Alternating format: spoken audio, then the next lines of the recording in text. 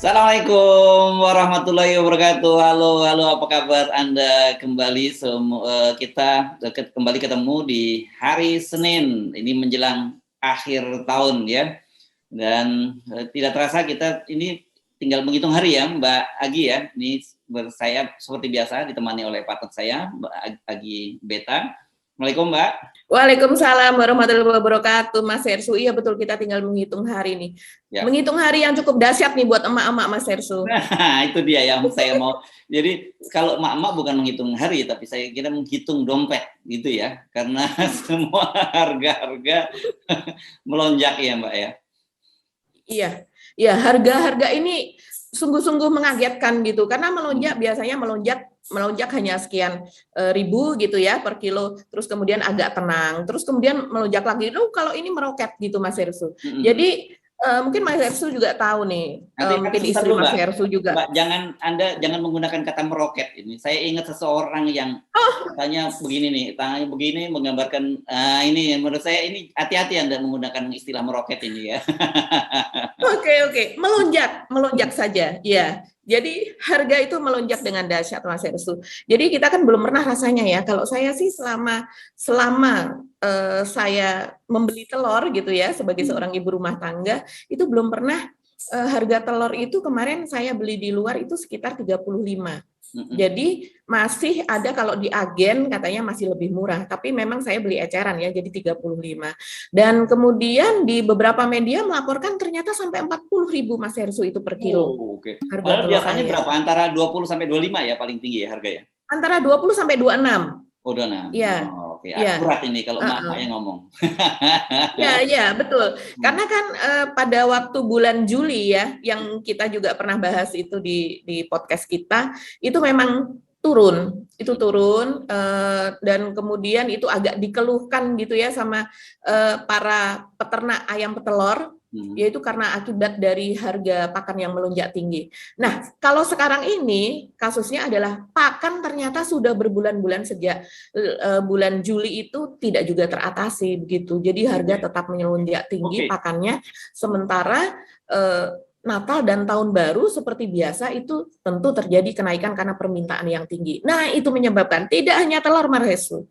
Jadi harga minyak goreng pun juga begitu. Yang kita juga lagi-lagi kita sudah pernah podcast kan ya, sampai sekarang itu juga HET yang katanya 11.000 itu pada kenyataannya dijual sekitar 14.000 ya, minyak goreng itu pun di pasar swalayan. Karena kan tidak menembus untuk pasar tradisional. Jadi hanya ibu-ibu yang ke pasar swalayan yang bisa membeli itu, dan itu ternyata juga tidak semua pasar swalayan atau banyak pasar swalayan karena rupanya juga ada kendala entah di mana begitu. Jadi ini sudah warteg menjerit, ya tentu tukang gorengan, usaha kecil, UKM. Nah, padahal itu kan fondasi dari perbaikan ekonomi kita saat ini.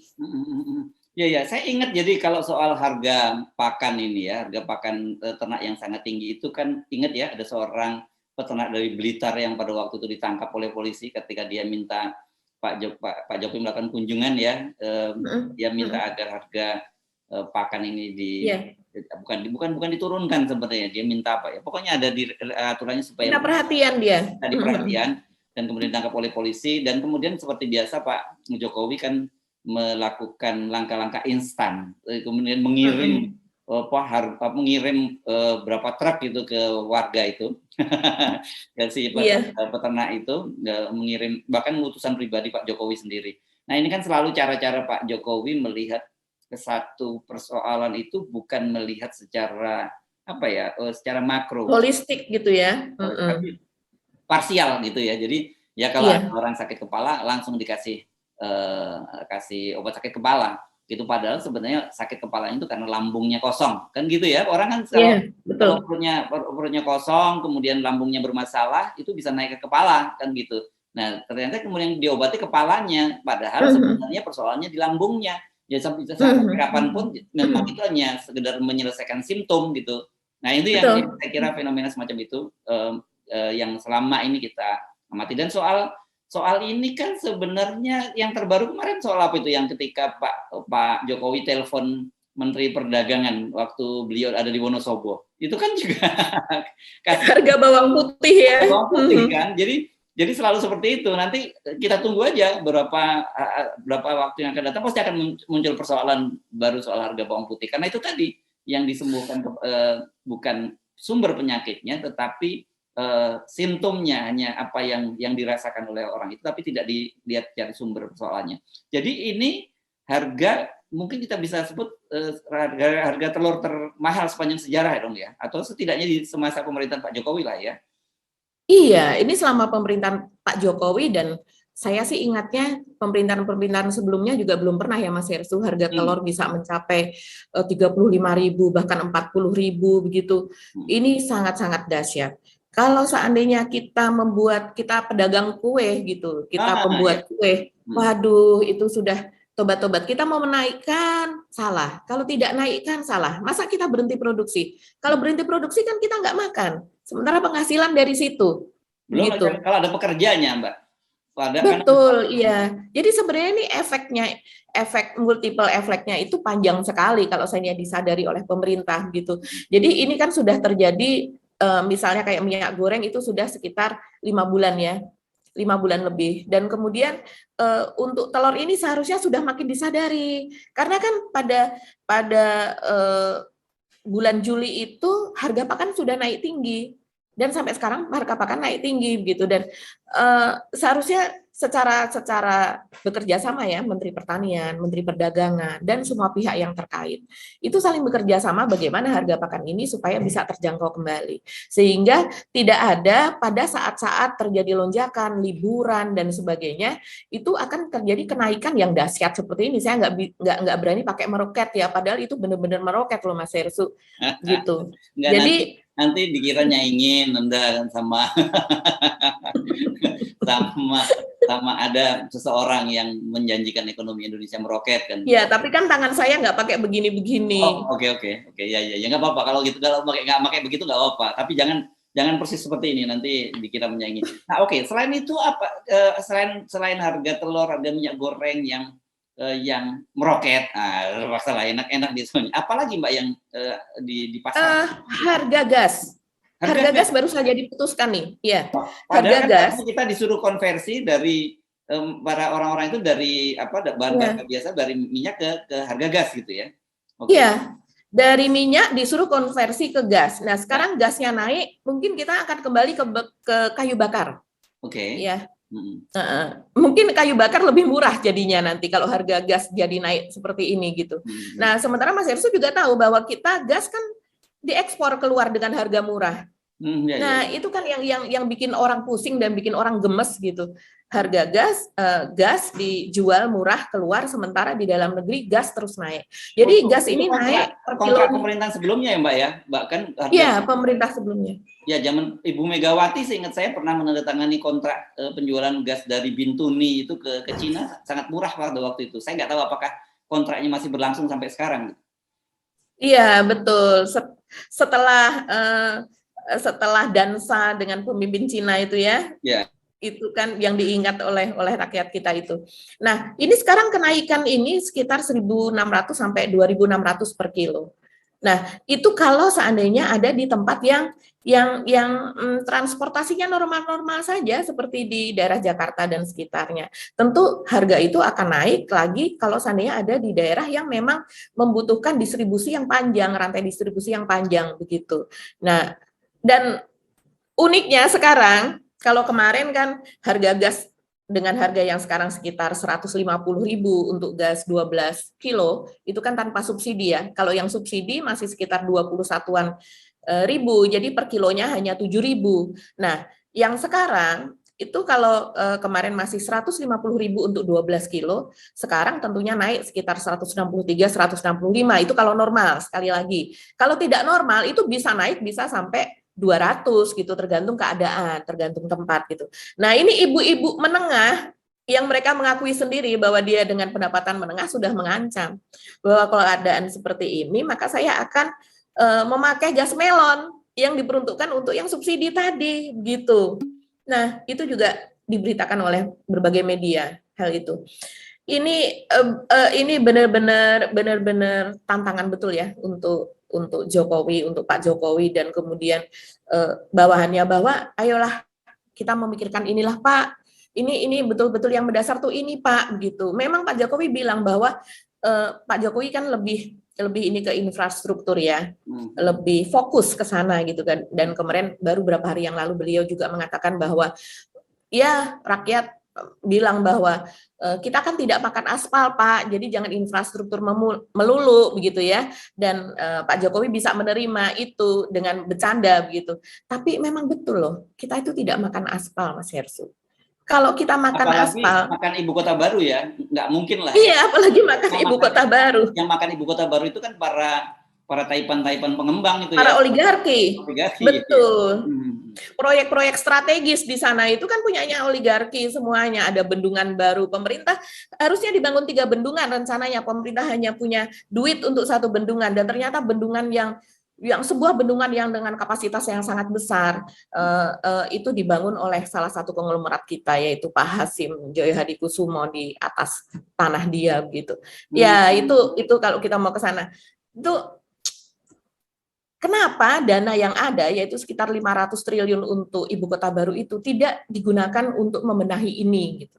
Kalau seandainya kita selama ini taruhlah dekat dengan Cina, ya contohlah Cina begitu.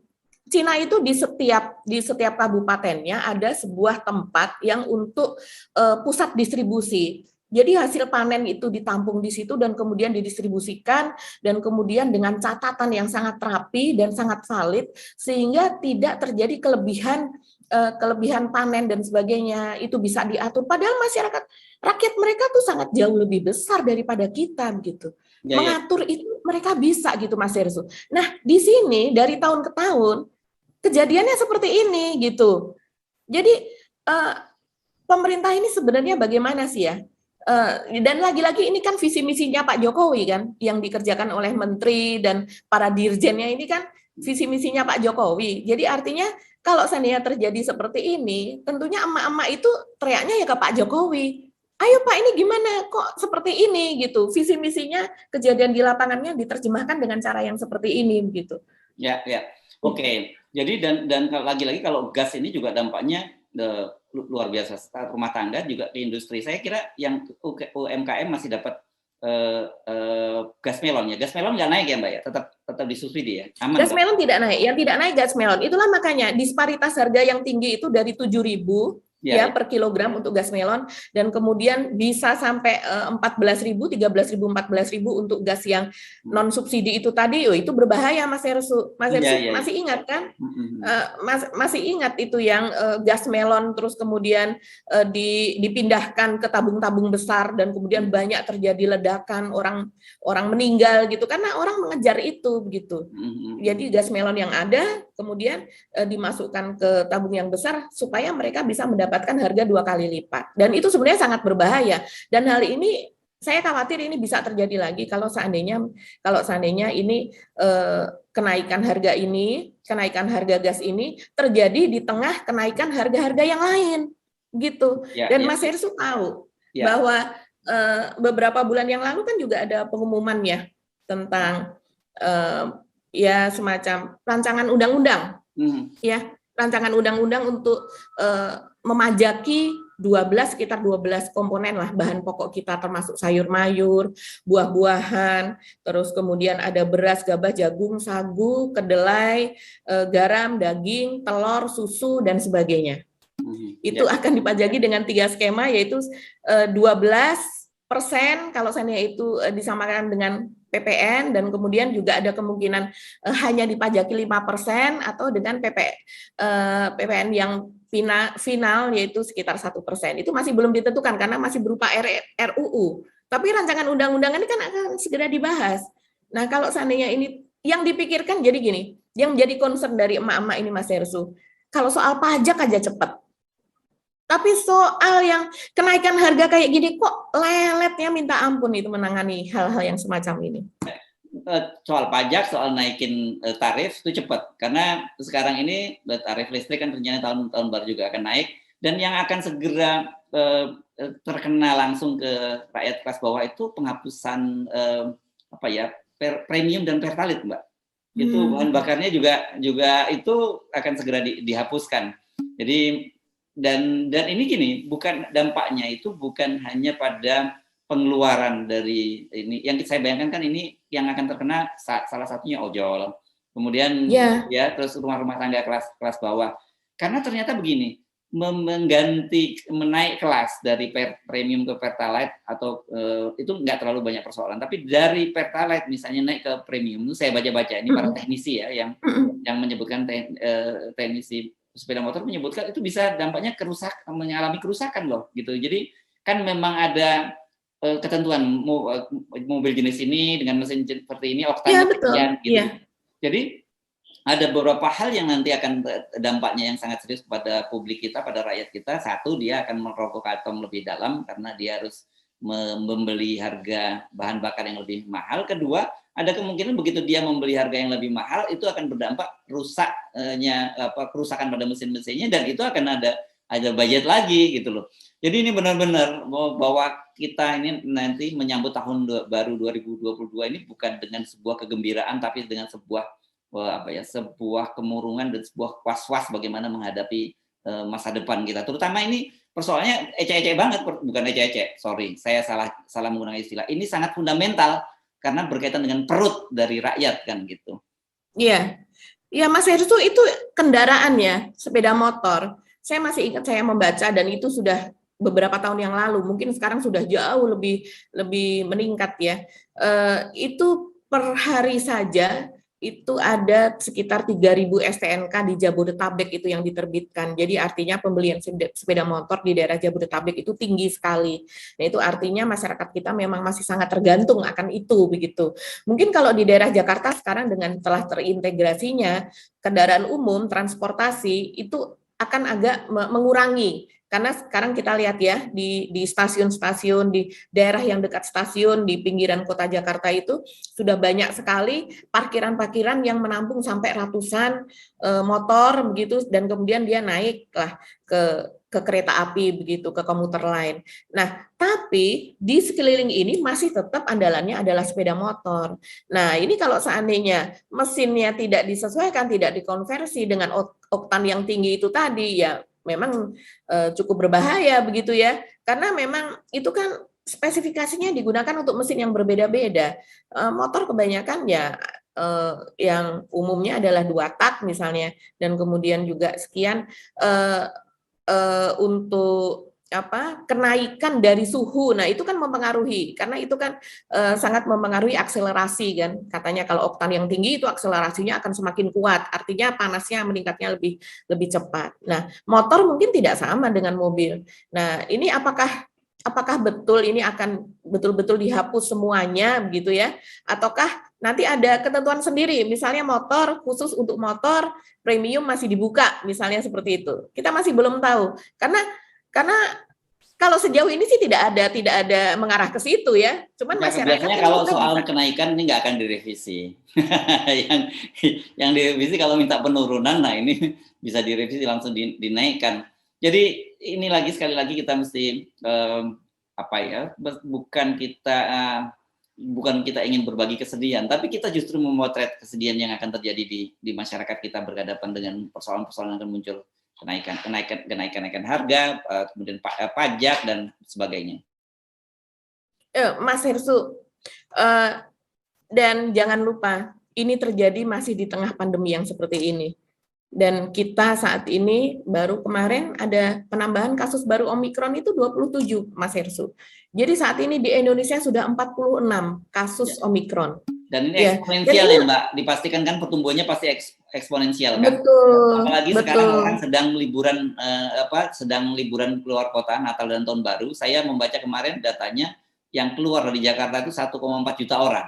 Nah, ini kan pasti akan, kalau di antara mereka itu ada yang membawa yang terkena Omikron dan belum mungkin masih bergejala, ketika tiba di daerahnya mereka potensi menularkan kepada warga di daerah-daerah masing-masing kan, atau sebaliknya yang pulang dari daerah juga bisa membawa masuk kembali virus itu.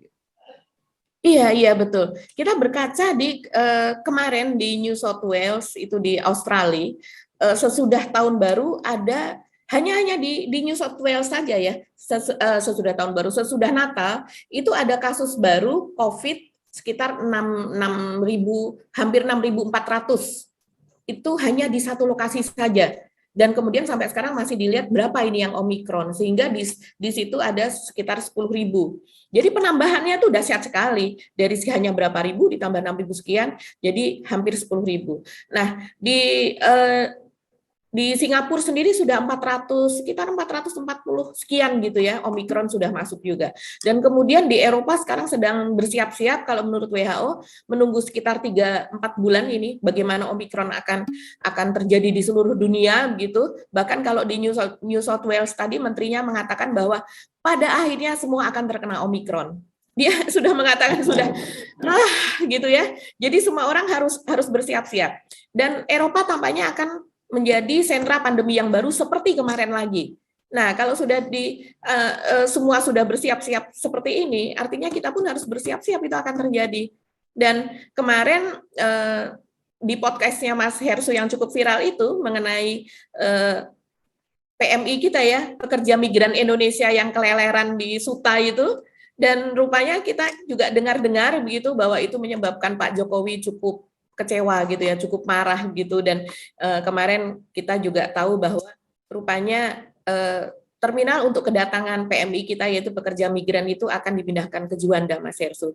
Jadi asrama haji di Surabaya itu akan dijadikan sebagai tempat karantina yang baru untuk para PMI ini. Jadi nanti tidak di Suta lagi.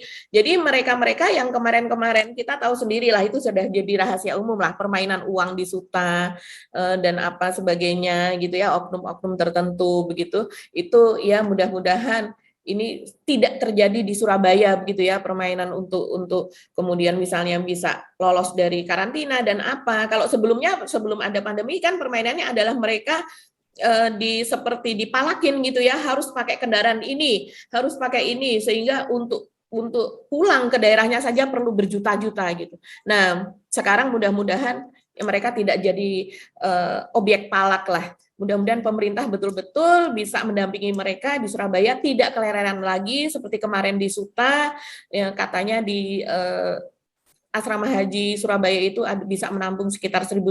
Kalau satu kamar 2 orang, untuk ketentuan Omikron katanya satu kamar cukup 2 orang, ya mungkin sekitar 3.000 ya bisa tertampung gitu, Mas Hersu. Oke. Ya, itu tadi berbagai persoalan yang saya kira akan menjadi PR yang sangat besar di pemerintahan Jokowi pada tahun 2022, Mbak. Nah gitu, tapi jangan lupa itu kalau bagi pemerintah itu kan soal PR kebijakan. Tapi bagi rakyat itu langsung persoalan kehidupan sehari-hari. Sekali lagi soal perut. Dan kalau kita ngomong soal kecukupan gizi, telur itu kan salah satu nutrisi atau protein yang paling bisa terjangkau oleh rakyat. Nah, kalau sekarang harga telur pun tidak terjangkau, kita bisa pastikan akan ada juga masalah kekurangan gizi ini mengancam rakyat kita. Itu ya? Itu andalan kita, Mas Hersu, kalau buat ibu-ibu. Beneran. Jadi kita kalau misalnya kita keluar rumah nih ya, terus kemudian kita kalau ada telur di rumah, kita udah merasa aman gitu. Jadi karena anak-anak kalau kita bilang, udah ceplok telur aja dek atau apa begitu, kita udah merasa agak-agak merasa nggak bersalah begitu ya, karena itu cukup bergizi begitu dan murah pula begitu kan. Dan ya mungkin yang murah untuk protein ya tinggal telur, tempe, tahu begitu. Nah sementara tadi kedelai juga akan menjadi objek yang akan dipajaki. Itu berat kedelai itu. Oke, Mbak Agi, saya kira kita mesti mengakhiri perbincangan kita kali ini. Tapi tetap saja, menurut saya dalam situasi apapun kita harus tetap optimis ya, ikhtiar. Tapi sambil terus, bukan berarti kemudian pemerintah membiarkan rakyat berjuang sendirian menghadapi ini. Karena sebenarnya untuk itulah mereka itu, bukan mereka ya, untuk itulah Presiden Jokowi dan Pak Ma'ruf Amin dipilih.